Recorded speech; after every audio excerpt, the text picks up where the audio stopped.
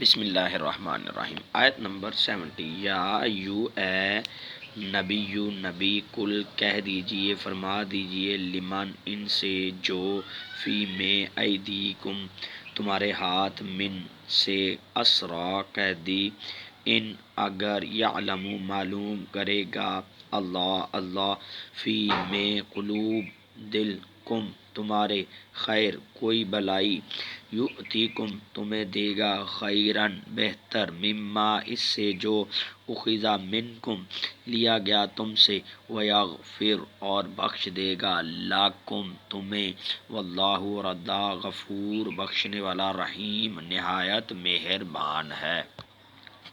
با محاورہ ترجمہ۔ اے پیغمبر جو قیدی تمہارے ہاتھ گرفتار ہوئے جنگ بدر میں کچھ کفار 70 کفار گرفتار ہوئے ان سے کہہ دو کہ اگر اللہ تمہارے دلوں میں نیکی معلوم کرے گا تو جو مال یعنی جو فدیہ انہوں نے آزادی کے لیے دیا ہے تم سے چھن گیا اس سے بہتر عنایت کر دے گا۔ بہتر کیا ہے؟ بہتر یہ ہے کہ تمہیں مسلمان کر دے گا کیونکہ تمہارے دلوں میں نیکی معلوم کر لی ہے۔ جب نیکی معلوم کر لی ہے تمہیں بہتر عنایت کرے گا، تمہیں ایمان عطا فرما دے گا۔ جب تمہیں ایمان کی دولت عطا فرمائے گا تو جو تمہارے سابقہ گناہ ہیں پچھلے گناہ ہیں معاف بھی کر دے گا۔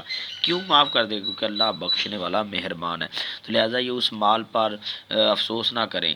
اگر اللہ ان میں نیکی کا مادہ دیکھے گا، نیکی کی توفیق دے گا تو انہیں ایمان عنایت فرما دے گا۔ آیت نمبر 71۔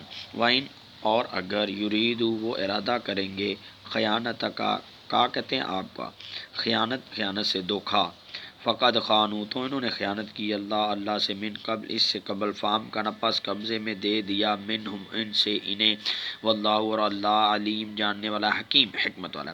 اور اگر یہ لوگ تم سے دھوکا کرنا چاہیں، کون لوگ؟ کفار لوگ، یہ پہلے ہی خدا سے دھوکا کر چکے ہیں اللہ کے دین پر عمل نہ کرنے کی وجہ سے، تو اللہ تعالیٰ کیا کریں گے؟ اللہ نے ان کو تمہارے قبضے میں کر دیا، قیدی بنا دیا تھا نا 70 کفار۔ کتنے؟ 70 کفار قیدی ہو کر آئے تھے تمہارے پاس۔ کیوں آئے تھے؟ اللہ دانا حکمت والا ہے۔ بھائی اگر یہ جھوٹے منہ بھی کہتے ہیں کہ ہم ایمان لیں، تم ان کی بات پر قبول کر لو، اگر یہ تمہیں دھوکا دینا چاہیں گے تو کوئی بات نہیں۔ انہوں نے پہلے دھوکا دیا تھا نا جنگ بدر میں، تو اللہ رب العزت کی ذات نے جو دھوکے کی سزا کیا دی تھی؟ انہیں تمہارے قبضے میں کر دیا تھا، تمہارا قیدی بنا دیا تھا، تمہارا اسیر بنا دیا تھا، تمہارا غلام بنا دیا تھا، پھر انہوں نے فدیہ بھی دیا تھا۔ آیت نمبر 72۔ انا بے شک اللہ دینا جو لوگ آمنو ایمان لائے وہاجروا انہوں نے ہجرت کی وجاہدوا اور جہاد کیا باموالہم اپنے مالوں سے، ہم اپنے، وانفسہم اور اپنی جانوں سے، فی میں سبیل راستہ اللہ والذین اور وہ لوگ جو وہ ٹھکانہ دیتے ہیں جگہ دیتے ہیں ونصر اور مدد کی اولئک وہی لوگ ہیں بعدہم ان کے بعد اولیاء رفیق ساتھی دوست بعد دوسرے ایک دوسرے کے والذین اور وہ لوگ جو آمنو ایمان لائے ولم یہاجروا اور ہجرت نہ کی مالکم نہیں تمہیں من سے ولایتہم ان کی رفاقت سے، ان کے ساتھ سے، ان کے رشتے سے، من شیء کچھ شے سروکار کوئی واسطہ حتیٰ یہاں تک کہ یہاجروا ہجرت کریں وائن اور اگر تصروکم تو وہ تم سے مدد مانگے فی الدین دین میں فعلیکم تو تم پر لازم ہے نصروا مدد کریں الا مگر علی پر خلاف قوم وہ قوم بینکم تمہارے درمیان و بینہم اور ان کے درمیان میثاق معاہدہ ایگریمنٹ بات چیت کوئی بات واللہ اور اللہ بما تعملون جو تم کرتے ہو بصیر دیکھنے والا ہے۔ اس آیت کریمہ میں بتایا گیا ہے جو لوگ ایمان لائے اور وطن سے ہجرت کر کے گئے، یعنی کہ ایک تو ایمان بھی لے آئے پھر اللہ کے لیے ہجرت بھی کی، اللہ کی راہ میں اپنے مال اور جان سے لڑے یعنی جہاد بھی کیا اور جنہوں نے ہجرت کرنے والوں کو جگہ دی، یہاں جگہ دینے سے مراد مدینہ والے ہیں، اور ان کی مدد کی یعنی کہ ان کا ساتھ دیا، ان کی مدد کی وہ لوگ آپس میں ایک دوسرے کے رفیق ہیں۔ یہاں نا رفیق کی ڈیفینیشن کرنا ضروری ہے، ساتھی کی، دوست کی، ولایت کا تعلق صرف انہی مسلمانوں کے درمیان ہوگا جو تو یا تو دارالاسلام کے باشندے ہیں یعنی کہ اسلام کی حدود کے اندر رہ رہے ہیں، اسلامی ملک میں، اسلامی ریاست میں، آ رہے ہیں یا وہ اگر وہ باہر سے آئے ہیں تو ہجرت کر کے آ جائیں۔ باقی وہ مسلمان جو اسلامی ریاست کے حدود درازی یعنی اراضی یعنی اس زمین سے باہر ہوں تو ان کے ساتھ ہماری مذہبی اخوت ضرور ہے، تعلق ضرور ہے، لیکن ولایت کا تعلق نہ ہوگا، ساتھ کا تعلق نہ ہوگا، تب تک نہ ہوگا، کیوں نہ ہوگا؟ اس طرح ان سے مسلمانوں سے بھی یہ تعلق ولایت نہ رہے گا جو ہجرت کر کے نہ آئے، بلکہ وہ دارالکفر بیٹا وہ جگہ جہاں اسلامی قوانین پر عمل کرنے میں پابندی لگی ہو، وہ دارالکفر ہوتا ہے، ان کے ساتھ ہمارا کوئی تعلق نہیں ہوگا۔ اور جو لوگ ایمان تو لائے لیکن ہجرت نہ کی تو میں ان کی رفاقت کی ڈیفینیشن وہی ہے، ولایت، ساتھ، تعلق، کچھ سروکار نہیں، کچھ واسطہ نہیں، جب تک وہ ہجرت نہ کر لیں۔ ہاں اگر وہ ہجرت کرنا چاہ رہے ہیں لیکن وہ کسی پہرے کی وجہ سے یا ان کا جو ممالک ہے انہیں ہجرت نہیں کرنے دے رہا، ان کا جو حکمران ہے، اگر وہ دین کے بارے میں تم سے معاملات میں مدد طلب کریں تو تمہیں مدد کرنا لازم ہے۔ اب مدد کرنی ہے، مدد کرتے وقت دیکھنا کیا ہے، مگر ان لوگوں سے یعنی جن کے وہ قبضے میں ہیں مقابلے میں تم ان میں اور صلح کا عہد نہ ہوا ہو، مدد نہیں کرنی چاہیے۔ دیکھنا یہ ہوگا کہ اگر ان کے اور ہمارے درمیان کوئی معاہدہ ہوا ہے، اگر ان کے ساتھ ہمارا کوئی معاہدہ ہوا ہے جیسے صلح حدیبیہ ہوا تھا، تو اب صلح حدیبیہ ہمارا قریش مکہ کے ساتھ ہوا تھا، اگر قریش مکہ کے ساتھ ہمارا صلح حدیبیہ ہوا تھا، ان میں ہم نے معاہدے میں پاسداری کا کرنا ضروری ہے کہ ہم تم سے 10 سال جنگ نہیں کریں گے، تو اب اگر اس علاقے کے لوگ ہم سے مدد طلب کرتے ہیں تو ہمیں مدد نہیں کرنی، کیونکہ ہمارا ایگریمنٹ ہوا ہے۔ ان العہد کان مسئولا، وعدہ پورا کرو کہ وعدے کے بارے میں پوچھا جائے گا، جو وعدہ پورا نہیں کرتا اس میں کوئی دینداری کی علامت نہیں، اور اللہ تمہارے سب کاموں کو دیکھ رہا ہے، پریشان نہیں ہونا، اللہ کو پتہ ہے تم نے کس نیت سے کام کیا اور کس نیت سے نہیں۔